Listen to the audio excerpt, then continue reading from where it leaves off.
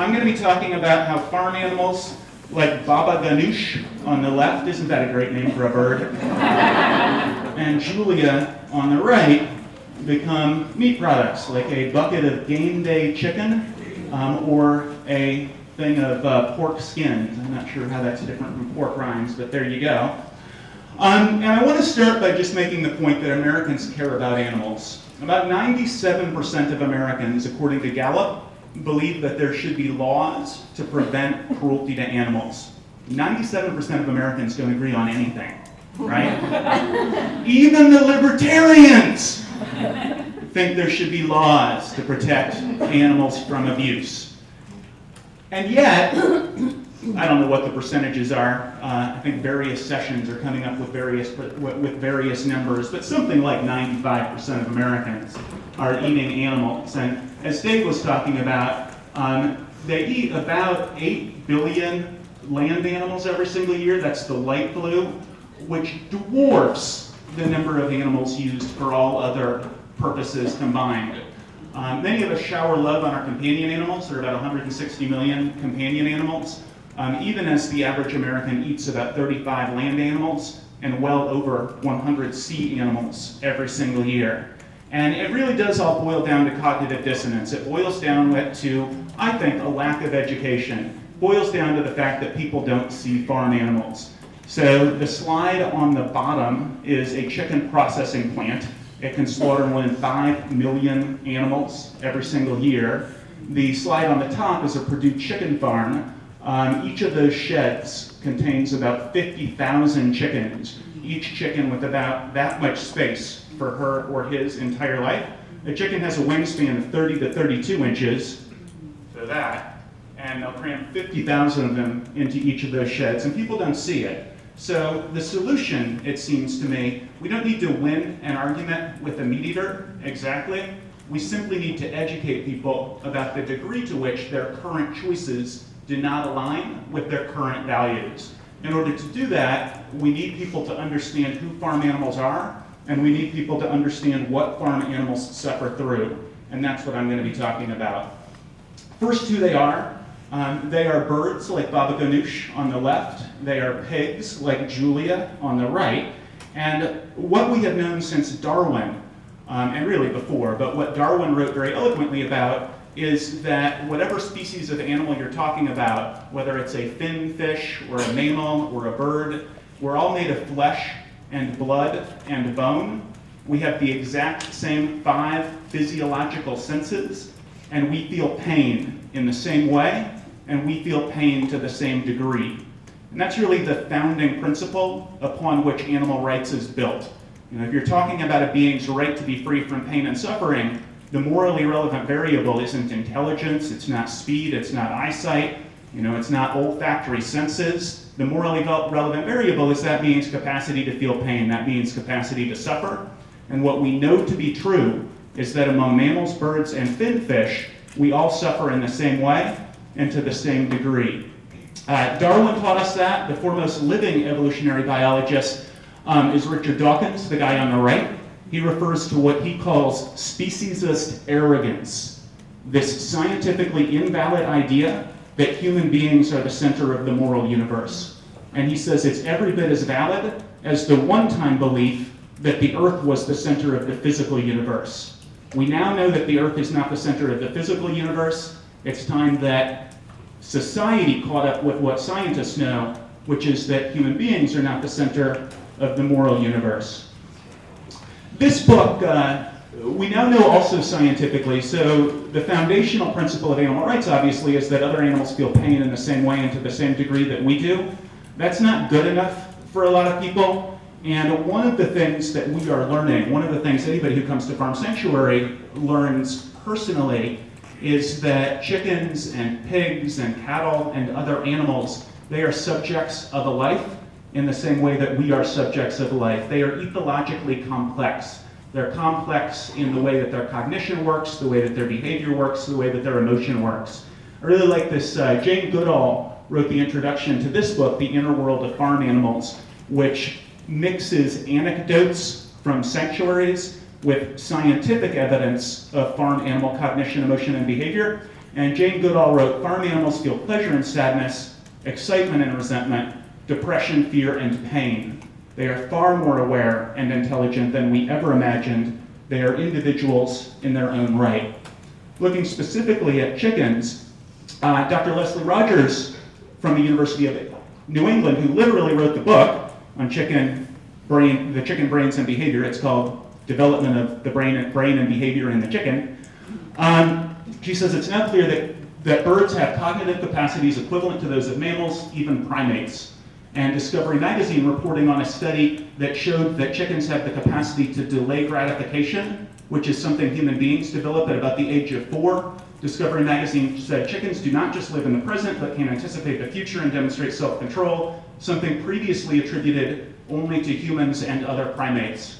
And that quote really accentuates, I think, the degree to which ethological studies are not very advanced. That's not saying elephants can't do it or dolphins can't do it, but they haven't discovered it in elephants or dolphins. The first species to be able to demonstrate self-control is the chicken, which also hammers home another point. Animal scientists tell us that chickens and pigs, at least, consistently outperform dogs and cats on scientific tests of ethological sophistication, so behavior, emotion, cognition. Chickens and pigs outperform dogs and cats. My wife insists that the cats are like above the tests. They're busy leading their lives and they're like, not gonna do what the researchers want them to. But the dogs are trying.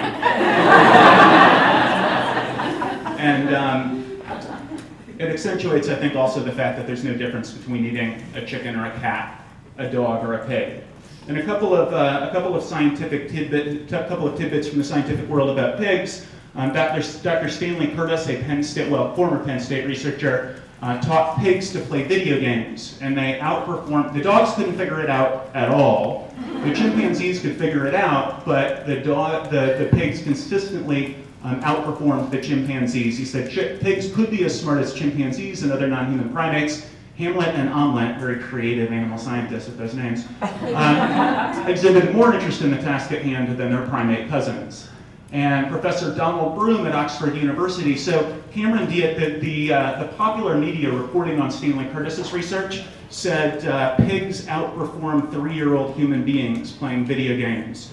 And a scientific advisor to the British government and a professor of animal sciences at Oxford was asked about this, and he said, well, pigs have the cognitive ability to be quite sophisticated, certainly more so than dogs, and certainly also 3-year-olds. So that's a limited introduction to ethology and farm animals. Farm Sanctuary works with the Camilla Center for Animal Rights on a project called the Someone Project, and we have all of the most recent science all of the most recent ethological science broken up by species on our website. So you can either go to Farm Sanctuary and scroll down to education, or if you just Google the Someone Project, you'll come up with it.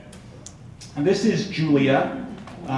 So at Farm Sanctuary, we have been providing lifelong care for farm animals for more than 25 years. And anybody who's ever spent time at Farm Sanctuary already knew that farm animals were individuals. And if you come to one of our events, you will find that to be true as well. Julia is a really remarkable pig.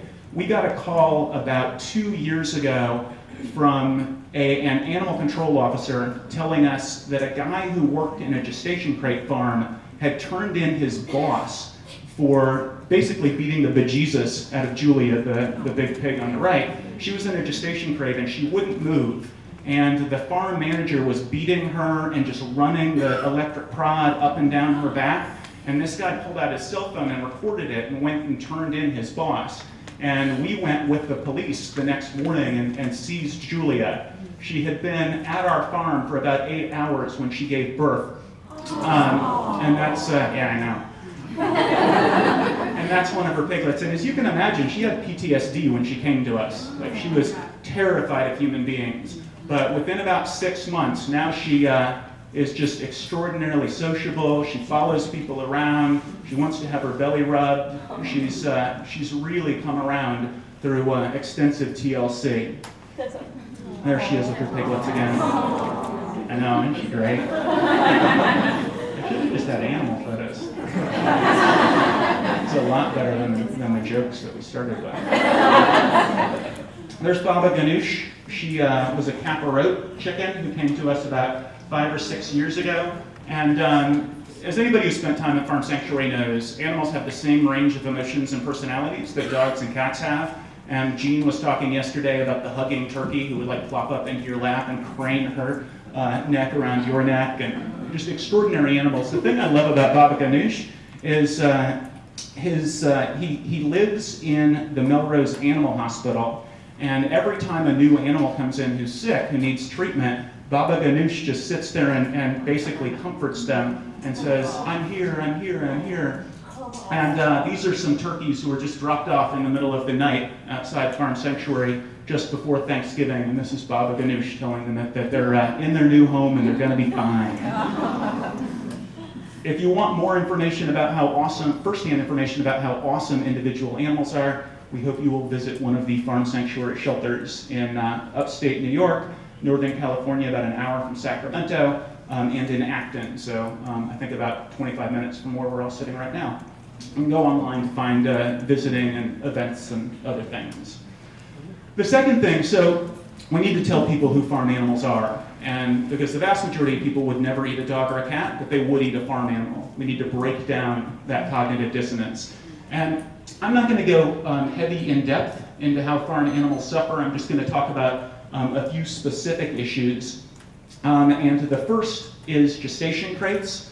Gestation crates are how about 83% of mother pigs, this is what Julia was in when she was being beaten and shocked. It's how about 83% of pregnant pigs spend their entire lives. It's a 2-foot by 7-foot crate. The animal can't turn around, they can't take a step in any direction, and psychologically they go insane. It would be like cramming a dog into a crate for her entire life. Physiologically, the animal's muscles and bones deteriorate so that by the time they're sent to slaughter, they all have osteoporosis, and many of them can barely walk. Battery cages are basically the equivalent for laying hens, and this is how 91% of laying hens spend their entire lives. A battery cage is about 18 by 20 inches, so it's, I think I just did 18 by 20 inches. And a chicken has a laying span, as I said earlier, of about 30 to 32 inches.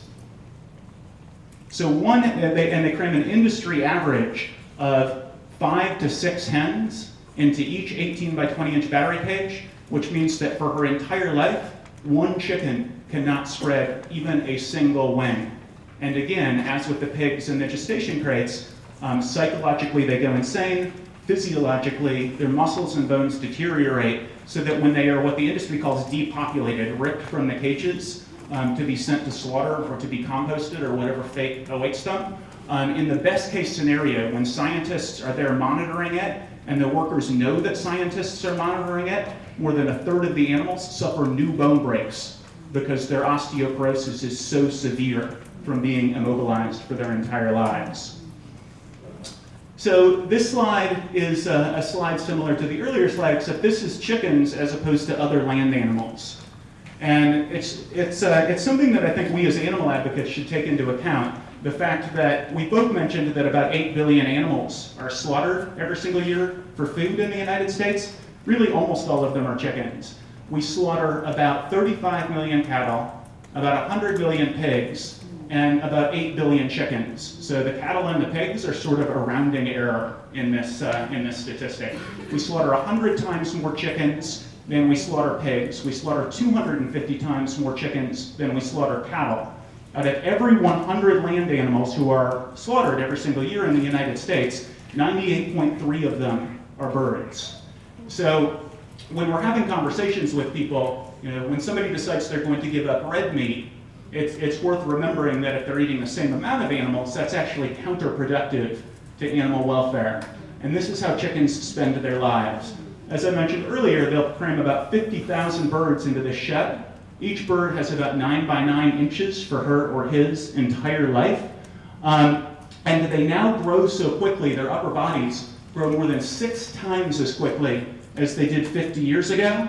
So they're peeping like chicks, but at 42 to 45 days, their upper bodies are massive. and you walk into one of these farms, which is pretty easy to do, incidentally.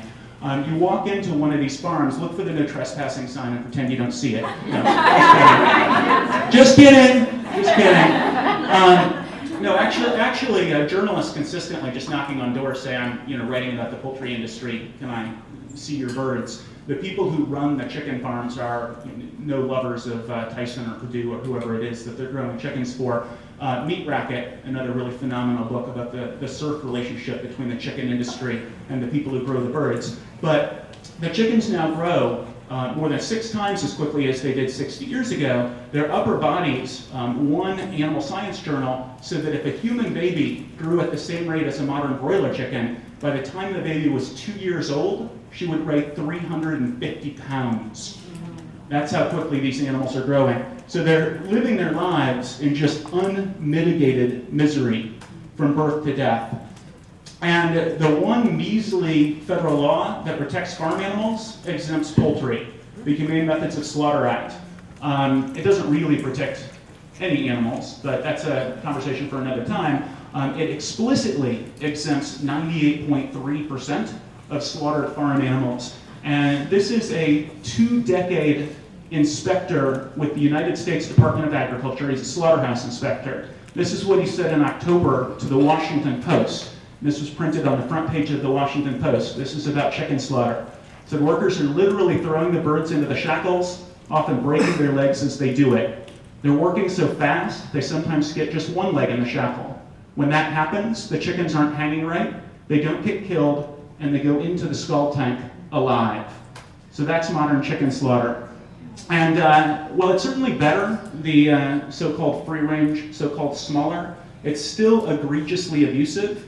And for free-range, all of the animals are still completely conscious when they have their throats slit open. It's really easy to watch even Polyface Farms, which is glorified by Michael Pollan, to watch chicken slaughter at even Polyface Farms and watch them sort of laughing as they're slitting the animals' throats open, and then watching them tossing the animals into the boiling hot water for feather removal. Many of them, well, they're still conscious, because it takes about 60 seconds for the animal to bleed out and lose consciousness. At about 30 seconds at Polyface and other small farms, they're tossing the birds into the boiling hot water. They're literally drowning them alive at the most humane. It doesn't sound very humane, does it? But that's about as good as it gets, and it actually is better than that. So if you want more on this, I don't want to just completely down everybody about the horrors of this, and I imagine you're getting enough of these sorts of descriptions and photos already. But Farm Sanctuary put together a video called What Came Before, and it does go animal by animal, telling you what the common farming practices are that Dave was talking about that are by definition legal just because they're done. So I want to end by saying that we all know this, and who was at Ingrid's talk last night? Yeah, just about everybody was at Ingrid's talk. I've heard it probably 15 times, and it just gets me every single time. Her description of you're thrown on the back of the truck is barreling down, the people are going to be killed, you fall out of the truck, you go back to your hotel room, now you know, what do you do? Now you know, what do you do? Do you turn on the TV? Do you go to a movie? Do you read a book? Or do you tell people about it? I'm going to guess everybody in here is vegetarian or vegan, the vast majority of us for sure. As a vegetarian or a vegan, you're saving about 100 animals, well, a lot more than that, but we don't know for sea animals, so conservatively 100 animals. You convince one person by passing them a leaflet to follow you, you double your lifetime impact as a vegetarian or a vegan. You get another, you double your lifetime impact again. Boom, boom, boom, boom. The power of advocacy, the power of speaking up, the power of letting people know what's happening is really the power that we have that is exponentially greater than our power as vegans. And we don't have to convince anybody to believe something new. You know, Socrates was killed for corrupting the youth of Athens by asking them questions and helping them to see that they already agreed with him. Everybody already agrees with us. They're opposed to cruelty to animals. They wouldn't be slitting these animals' throats open. Oh, the 2 points we need to make, sorry. The 2 points we need to make is that there's no difference. You know, I speak to a lot of audiences of meat eaters and I say, would you eat that cat? Nobody ever raises it. Well, sometimes if they know I'm going to do that, there'll be a few people who will raise their hands just to mock me, and then I'll say, my wife won't let you. And she won't either, because that's the world's most perfect cat in her eyes. But there is no difference between eating Rena Ray or eating Beefy, between eating Fiona or eating Chompers. And if we're having a conversation with people and we say, would you eat a cat or a dog? They'll say no. And then we'll say, well, what's the difference? And they won't be able to come up with one. And we can have a conversation about who farm animals are. Sorry, I just wanted you to see Rena up close. So this is the photos. There are no photos of Percy Shelley, and the illustrations of Percy Shelley are not as interesting as this Percy Shelley is my homeboy shirt. But Percy Shelley said, I want no part of anything I can't write a pleasant poem about. I'm not a poet, I can't write a pleasant poem about anything. But applied to an issue of basic integrity, I really like this, because the vast majority of people would not spend an afternoon slicing animals' throats open. They don't want to see it, they don't want to even think about it. So I think having a conversation with them about where the integrity is in entering into this mercenary relationship wherein you're paying people to do that sort of stuff for you, and how do they feel about that? What do you think about cruelty to animals? I'm opposed to cruelty to animals. What do you think happens on, modern farms? What do you think about slaughterhouses? Would you do that? Well, then why are you comfortable paying other people to do that? It seems to me that, the vast majority of people want to lead consistent lives. So those are the 2 points. You wouldn't eat a dog or a cat. What's the difference? And you wouldn't do these things personally. You probably don't even want to talk about them. So why are you paying people to do them on your behalf? The last thing I want to say is that we're making really good progress in the animal protection movement, and ideas that are true can only be resisted for so long. It's amazing to me to think Socrates said the unexamined life is not worth living 2,500 years ago, and for 2,350 years after that, human beings thought it was an acceptable way for us to interact with one another, that some of us would hold others of us as slaves. And it was considered to be essential. This is how all great societies have thrived. This is what the Bible says. This is natural. Any of these arguments sound familiar? 100 years ago, we passed the 13th Amendment in 1865. We passed the 19th Amendment giving women the right to vote in 1920. So 94 years ago, there was a spirited debate in Congress about whether these irrational creatures